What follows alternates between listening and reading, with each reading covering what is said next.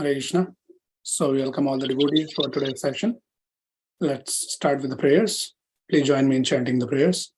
Nama Om Vishnu Padaya Krishna Bhreshtaya Bhutale Srimade Bhakti Vedanta Swamin Nitinamine Namaste Saraswate Deve Gauravani Pracharine Nirvisesha Shunyavadi Pashyat Deshatarine Jai Shri Krishna Chaitanya Prabhu Nityananda Shri Advaita Gadadara Shri Vasadi Gaura Bhakta Vrinda Hare Krishna Krishna Krishna Hare Hare Hare Rama Rama Rama Hare Hare.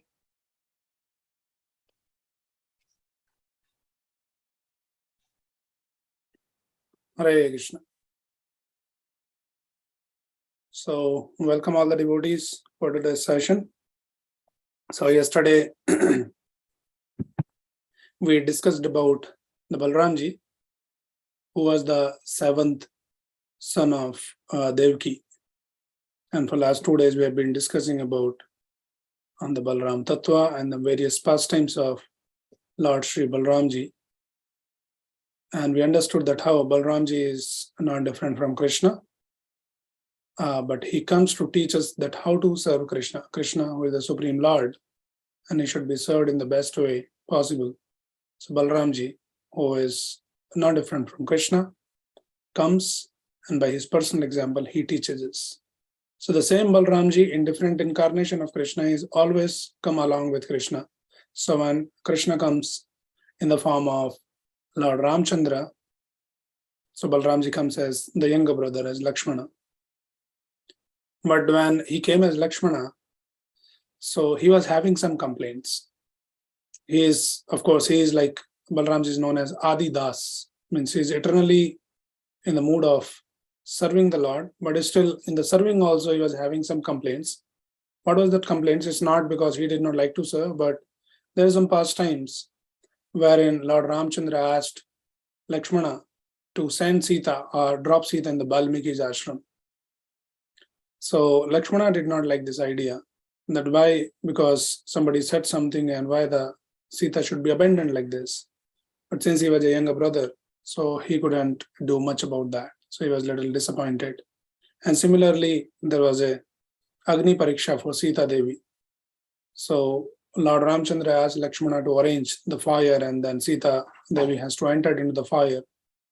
So that was also very painful to the heart of Lakshmana. So then he thought, just because I'm younger and I cannot raise my voice, so next time I don't want to come as a younger brother. So in the next Dwapara Yuga, the same Lord Ramchandra comes in the form of Krishna, and Lakshmana comes as Balramji, but this time not as a younger brother, but as an elder brother. And we see how sometimes you will see some pictures in Vrindavan. Sometimes Balramji taking rest, and then Krishna is massaging the feet. Then again, Balramji, he thinks, oh, earlier I was a Lakshmana, so I couldn't do much. Certain things I couldn't even speak in front of my elder brother. This time, Krishna has become the younger brother and he is massaging my feet. I don't want to take service from Krishna. I want to serve Krishna. But now in this particular pastime, I am the elder brother. So Krishna naturally wants to do this service, so I can't say much. So then he decided next time I'll not come as a brother only. And then in Kali Yuga, when Lord Krishna comes in the form of Chaitanya Mahaprabhu, and that is when the Balramji comes in the form of Nityananda Prabhu. So he's not the brother, but he is the associate of Chaitanya Mahaprabhu. So no family relation, no obligation. And then Balramji is like Abdhut. He will serve in whatever capacity and whatever way he likes to serve Krishna. Okay. So this is Balramji, and we discussed that how Balramji comes, and Balramji comes to clean the womb of Mother Devaki, which was inhabited by the 6 asuras, 6 demons. We discussed in details the stories, and then Balramji got transferred to the womb of Mother Rohini. Now this was the time that Lord Krishna has to appear. Right. So before Lord Krishna appears, there was prayers by the demigods, and all the demigods, they gather together, all Brahmaji and everyone, and they pray to the Supreme Lord. So the chapter is given in the Srimad Bhagavatam, We'll not be discussing much details about that, but there's a lot of prayers offered by the demigods. And then this is the time for the Supreme Lord to appear in this world, to come in the womb of Devaki. So at that time, the whole of Vrindavan, it was blossomed. And then whole atmosphere was like of peace and prosperity. There was auspicious stars visible in the sky. The rivers were flowing full of waters, and lakes were decorated with beautiful flowers. The forests were filled with beautiful birds and peacocks, and the wind blew very pleasantly. And then denizens of heavenly planets, they began to sing and dance, showering flowers from the sky. So the whole atmosphere was so wonderful, because the whole environment, the whole of the nature wants to welcome the Lord. And at that time, Lord appeared as the Supreme Personality of Godhead in front of Devaki. Now, this is something very interesting. We had to take the note that Lord did not come in the womb of Devaki first, but he came in front of Devaki. And then Vasudevji, he saw the wonderful child born as a baby with 4 hands, small baby, but with the 4 hands holding Shanga Chakra Gada Padma. And he was decorated with mark of Srivasa, and then wearing the jeweled necklace of Kaustubha stone, dressed in yellow silk, helmet bedecked with the Vaidurya stone. And this Vasudevji, he was struck with wonder to see this form of that small baby child. And then he understood immediately that child is actually none other than the Supreme Lord, Krishna. And then he bowed down, folded hands, and he offers his obeisances. Now, the Acharyas, Prabhupada writes in the Krishna book, he explains, he himself raised the question, and then he answered the question that how is it possible that the Supreme Personality of Godhead, he comes in the womb of Devaki? Lord is beyond all of those things, beyond all this material nature and the material laws. So then they explains that it is nothing, it is not difficult to understand that how Lord comes in the womb of Devaki. He says it is similar to the creation, came into existence. And he explains that the Lord was lying in the causal ocean as Mahavishnu. And from the breathing of Mahavishnu, there is innumerable universes came into existence. And after that, this Mahavishnu, he expanded himself into Garbhodakshaya Vishnu, and then he entered into each and every universe. And then from there, further he expands and he enters into the hearts of all the living entities. And then further he enters into each and every atom. That is what the Brahma Samhita also confirms. Andantarastha Parmanu Chayantarastham. So Lord enters like that. Similarly, Lord by his own sweet will, he enters into the womb of Devaki. So this is how the Lord appears. So it's not like some ordinary birth, like all the conditioned souls in this material world, they take the birth. Lord's birth, Lord's appearance is not like that. Lord comes by his own sweet will. So when they saw this form, and then Devaki started praying to the Lord, and finally she prays that, my dear Lord, I request you that please conceal this 4-armed form of your lordships, which is holding these 4 symbols of Vishnu.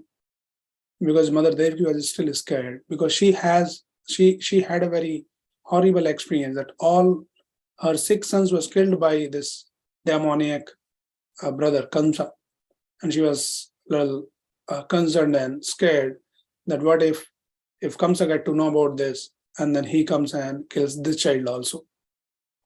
Right. So then she prays that please conceal this form, and then Lord actually reveals to Vasudeva and Devaki that why Lord chose Vasudeva and Devaki to become their son. So he says, because Vasudeva and Devaki, both of you have performed the austerities for 12,000 years of demigods as Sutap and Prishni. So when they performed this, that is when the Lord appears. The Lord was pleased with their austerity, and Lord comes and asks that, okay, what do you want? And they ask that we want the son like you. And Lord says, there's nobody like me. I only had to become your son. So then Lord comes as Sutap and Prishni as their son Prishni Garbha. And the next millennium, again the Lord comes as Upendra, son of Aditi and Kashyapa. And now this is the 3rd time that Krishna appears as the son of Devaki and Vasudeva. So here is a lesson for all of us. This Devaki and Vasudeva, they performed austerity for 12,000 years to get Krishna as their son, to get Krishna appear in their life. Now our process is also, we do little austerity, not like them, but some austerity with the process of Krishna consciousness, chanting every day or prescribed number of rounds, 4 regulative principles, attending Mangalarati, eating only Krishna Prasadam, reading Srila Prabhupada's books. So little bit austerity is there. And sometime, a devotee asks, Prabhuji, I've been chanting for that many years, 16 rounds. On Ekadashis, I chant even more rounds. And I fast on Ekadashi and in so many other occasions. But I don't see any attraction for Krishna. Somehow that affection and attraction of Krishna prema is not coming in my heart. So you should understand that Devaki and Sudha, they performed austerity for 12,000 years. Now, in comparison to that, how many years or how many rounds we have chanted? Of course, our process is not that kind of austerity, but important point is, as Rupa Goswami says, Ussaha Nishyat Dhairyat. So we should be very, very enthusiastic in putting in endeavors, and then we should have the dharya, we should have the patience and the confidence that yes, this process will one day purify my heart. And once my heart is cleansed, that is when it becomes habitable for Lord to appear in my heart. So till then, we should be keep doing that. So Lord reveals that you have done this austerity. Now, after that, immediately, Lord Krishna, he asked Vasudeva to lift him and take him to Vrindavan. Now, this is something very interesting. Who performed the austerity? Vasudeva and Devaki for 12,000 years. And then finally, Lord appeared, and he appeared in just moments. In these few moments, he says, "Okay, let me, please lift me and take me to somebody else." So now somebody might be disappointed. He says, "What is this? I performed a lot of austerities. I'm putting in a lot of efforts, and now this is the time for me to relish the fruits of my austerity. And you're asking me to lift you and drop you somewhere. What is this?" So this is what is the Krishna Leela. We need to understand, right? That it is just like, somebody comes and asks, okay, you keep chanting Hare Krishna mantra whole of your life, and the end of life, the person next to you, he'll go back to Godhead. Then probably none of us will be even probably interested and inspired to chant even. He says, what is the connection? Is there any connection between what I'm doing and what I'm getting? It looks like there's no connection. So this is what Krishna Leela is. It teaches us that Krishna's will is supreme. We might desire so many things, and we might put in efforts for getting those desires fulfilled, but ultimately what prevails is Krishna's desire, Krishna's will. So we may find there's no connection at times between my endeavors and the results, or whatever my past karma, what I have done, and the results. There's no connection. It depends completely on Krishna's will. If he wants, he can make a zero into hero.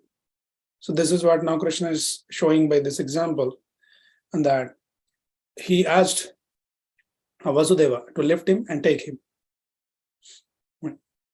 Now, this Vasudeva, if we see his past record, like when, he couldn't even protect his own sons.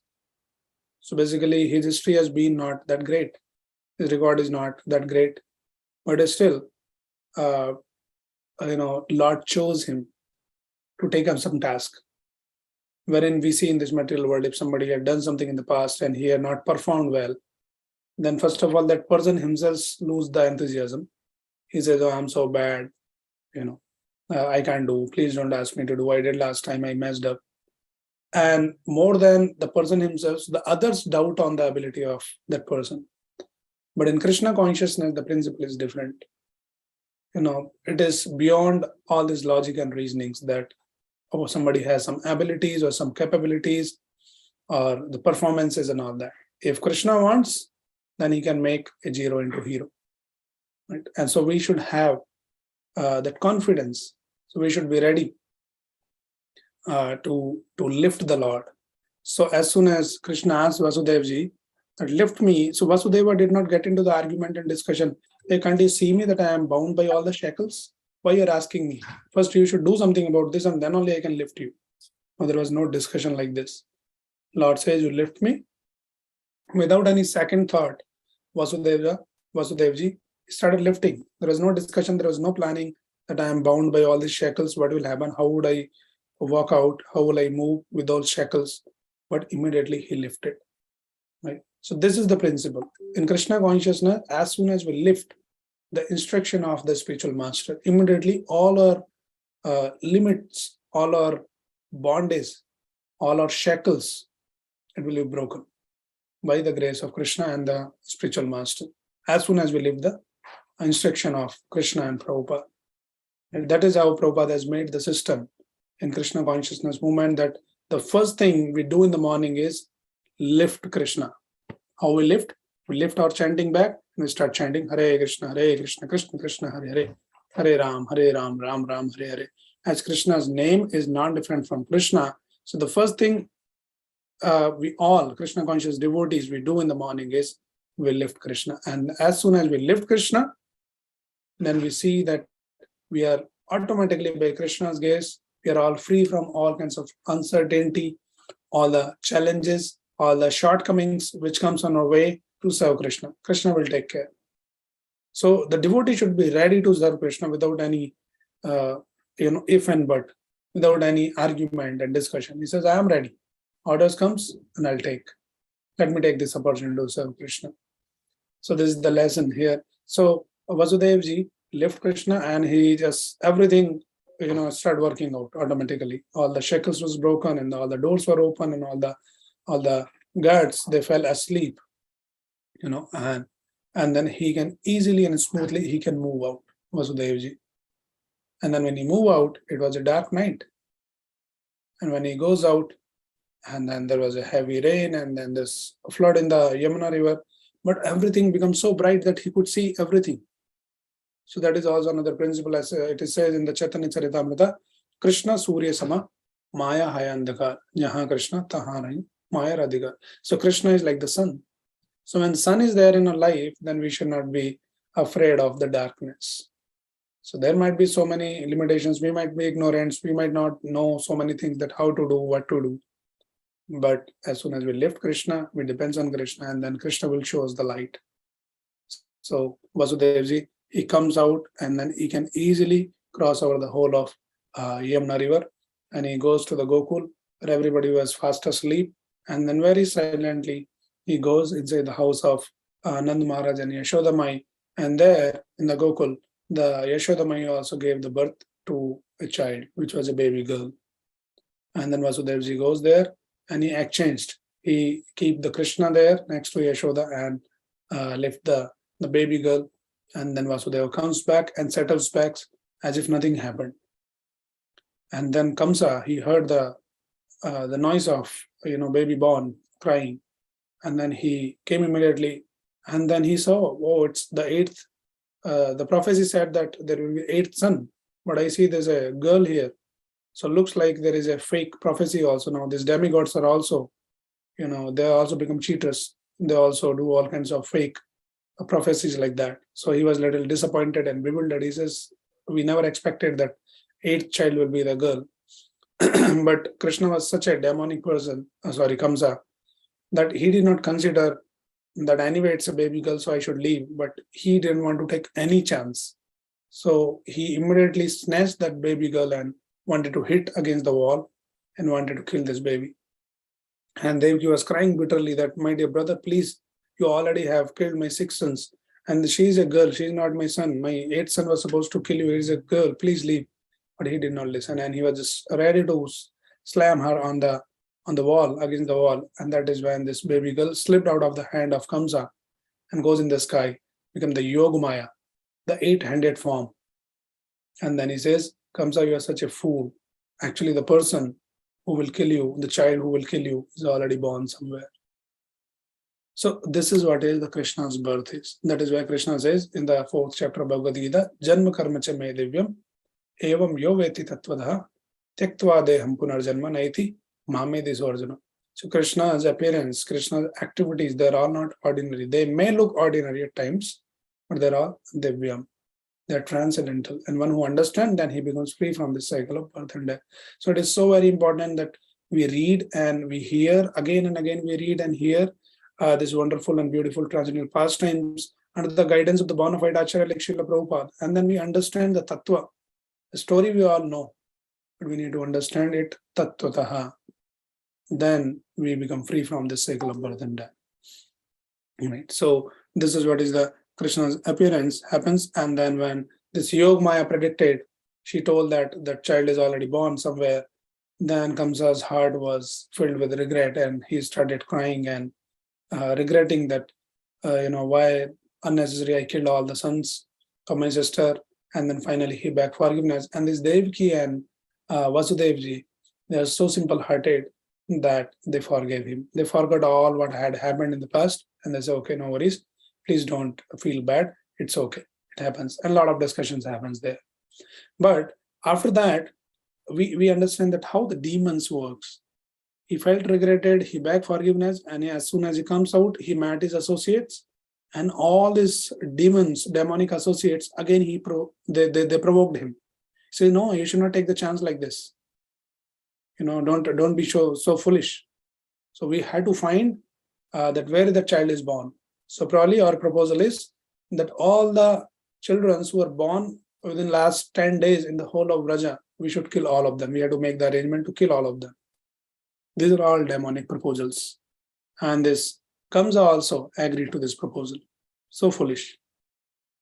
And then he started appointing some demons to kill. He made some arrangement to kill all the children born within 10 days. Now in the Gokul, the scene is different. Now there is a celebration going on. Nanda and Yashoda Maharaj, Yashoda Maya and Nand Maharaj, they're celebrating Krishna's birth. Right? There was a whole environment is a whole Gokul is just in the mood of celebration. Nanda ke Ananda Bhayo, Jai Kanhaiya Lal ki. Right? They sing in Vrindavan. So in the house of Nanda, there's a lot of Ananda because Krishna has come there. The child is born there. So all of that happened. And then after that, immediate after that celebration, this Nanda Maharaj, he comes to meet Vasudevji and they have the conversation, and Vasudevji is asking that how child is doing and all of that. And then Vasudevji told Nanda Maharaj that you should immediately return back. I see some danger in Gokul. So you should not spend much time here. You should go back and take care of all the Gokulvasis. Right? And in the meantime, this Kamsa started appointing the different demons. The first demon was Putana, demoness. She's a woman. And Putana, she is very expert in killing the small babies. So very expertly appointed, hired, and she goes in Gokul and disguised herself as a beautiful heavenly damsel. And everybody was enchanted by the beauty of this Putana. She goes there and she meets the Yashoda Mai and she requests that I want to feed your newly born child. Please allow me. And Yashoda Mai was also enchanted by the beauty of this demon. She thought she is maybe some damsels from the heavenly planets. She want to feed my child so that my child get nourished and get a special strength. And then Yashoda Mai handed over Krishna to Putana. Now this Putana could see this child is not some ordinary child. But that is the nature of demon. There is some indication, but they don't take the lessons. She wanted to feed the breast milk, and her breast was smeared with the poison, deadly poison. And the idea was that as soon as Krishna will suck my breast, he will be dead. So then Krishna understood already the intention of Putana, because Krishna is Supreme Lord, though he is a baby, but still he is all powerful, all knowing, omniscient, omnipresent. He knows everything. So Krishna closed his eyes. Now the Acharyas, they're giving the various reasons that why Krishna closed the eyes. One of the reasons is given is that Krishna understood that, I had to kill this demon. Now the first demon that I had to kill, she's a woman. I don't want to kill a woman, but I had to kill now. So he just closed his eyes. And like that, the Acharyas has been for last 5,000 years, they've been discussing the reasons why Krishna closed the eyes. Right? Sometimes we listen to the Bhagavad Gita class or Bhagavatam class in the sessions. We also close our eyes. We also doze off. Nobody discusses that. Right? But when Krishna closes his eyes, that becomes the reason for discussion, the point for discussion. That is what Krishna is. So Krishna's each and every activity is transcendental. And the Acharya has been discussing for 5,000 years. And multiple reasons they give. Right. So Krishna closed the eyes, and then after that, Krishna sucked. And the pretext of sucking the breast milk, Krishna sucked the very life air of Putana.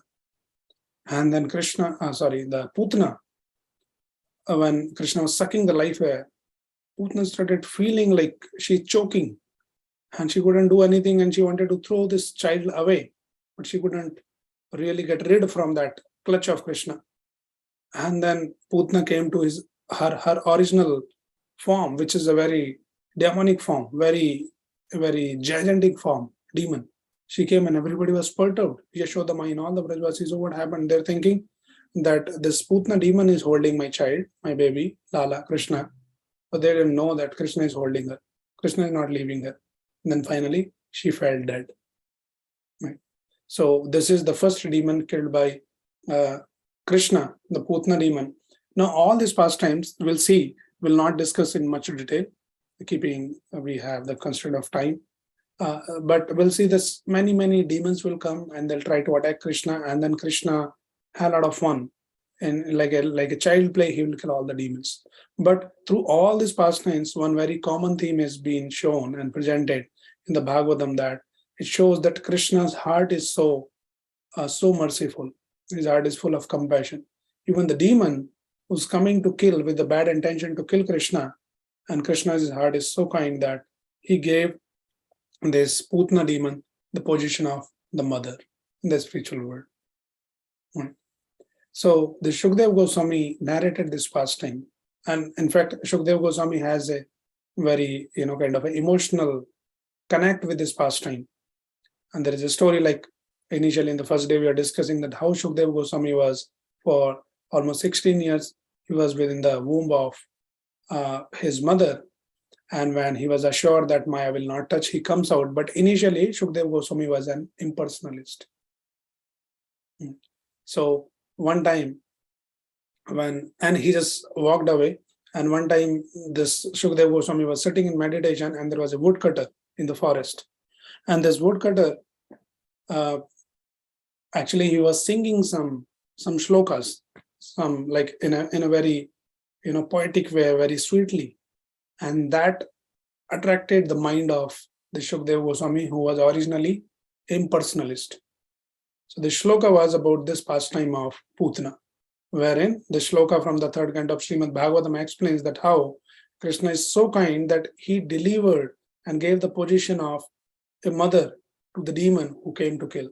Aho bakiyam stanakalakutam jigam sapayaya dapyasadabhi leve gatim datrichutam tatavanyam kamva dayalum sharanam rajema. So he says, kamva dayalum sharanam rajema. Who can be more merciful than this Lord, who delivered the demon and gave the position of a mother to the demon who came to kill? That Lord is very kind and merciful. Who is that personality? So it attracts the mind of Shukdev Goswami. And then this woodcutter was singing another beautiful verse, which explains the beautiful form of Krishna.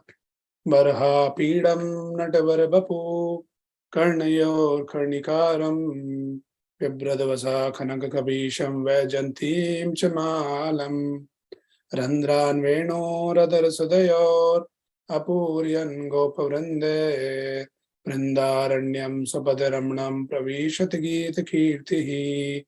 So this is a beautiful verse again from the Srimad Bhagavatam, which explains the beauty of Krishna. Varaha pidam natavara vapu. This all-attractive Lord who is holding the peacock feather, is decorating his hair with the peacock feather. Natavara vapu. He is standing in the Natavara form. And Kanaka Kapisham, Vajantim Chamalam, he's wearing that golden color clothing and wearing the Vajanti Mala. So like that he explains. So this Shukdev Goswami got enchanted by this. Who is this personality? So beautiful, so attractive, so merciful. so kind. And then he comes to this woodcutter and he asks, about whom you are singing, whose glories you are singing. He says it is the Supreme Lord. And this is just one or two I'm singing, but like that, there are 18,000, the verses which glorifies that personality. And then Shukdev Goswami says, oh, I want to know more about this person. Who is this person?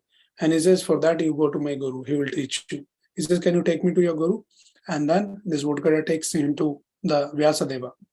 And then Shukdev Goswami comes and he says, oh, Vyasadeva is my father. And that is when the Vyasadeva taught him the Srimad Bhagavatam. Right? So this Putana's pastime is somewhat connected to Shukdev Goswami. So he explained this Putana's pastimes. Okay, so we are already running short of time now. So today's discussion will stop here, and we'll discuss more a wonderful pastimes of Krishna, and we'll take a nice wonderful